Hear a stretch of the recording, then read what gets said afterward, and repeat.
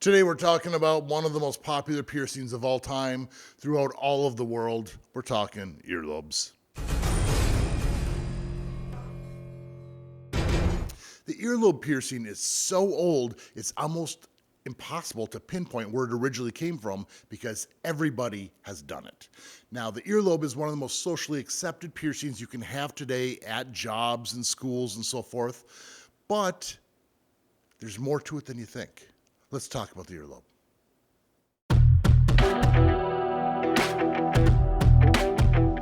I know I normally say the placement has a lot of options for certain piercings, but for real, this one has the most. The earlobe traditionally, if you were to draw a big circle in the center of the ear and put a dot right in the middle, that's where the first piercing, is the way I was trained, is supposed to start. Granted, everyone has their own personal preference. Some people are going to want it really low and follow it all the way up. Some people follow the curvature of the ear. Some people are stacking the piercings where you can go one and then one on top, so you can create triangles, squares. Like I said, the options are almost infinite. And then there's also things called transverse lobes, which go sideways through the lobes. You can see a picture up here. Pretty rare, but again, another option. You want options for piercings? You got them here. Now, as far as the jewelry options, you can start out with most types of jewelry. You can start off with a labret stud, a barbell, a cap to bead ring, a circular barbell. You can start off with a plug.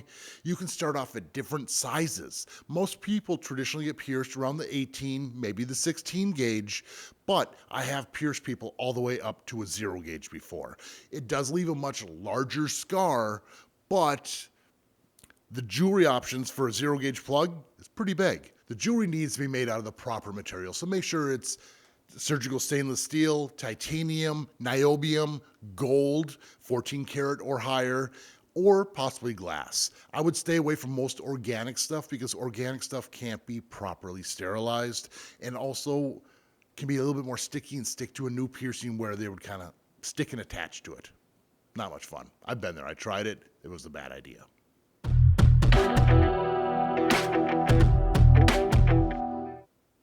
Generally, this piercing heals nicer than most other piercings.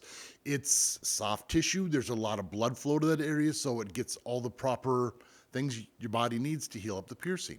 Now, there are a lot of misconceptions about the piercing, and one thing I need to let everyone know is don't spin or rotate your piercing, especially if you got it pierced with a needle, because we give the proper jewelry length in there.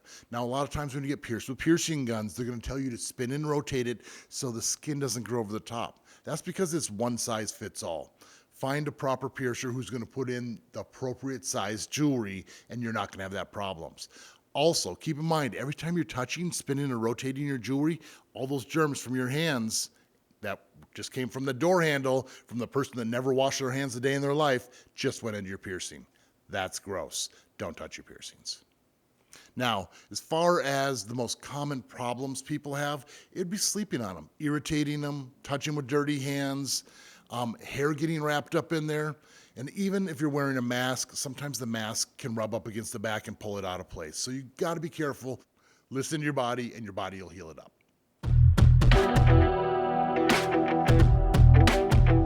One of the only piercings performed on newborn babies, so they don't remember the pain. How bad could it possibly be? Let's check out the painometer.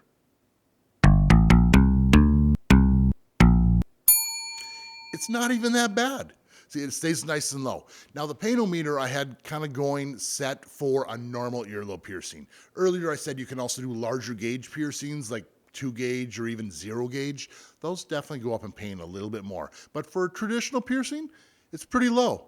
I like that.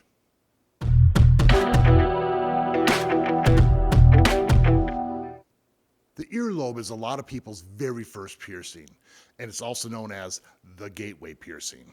Well, it's real easy to get addicted to this piercing and fill your ears all the way up, whether you want to stack them or stretch them. And if you're interested in stretching your earlobes, you got to check out my video. I have some great information on how to properly stretch your earlobes.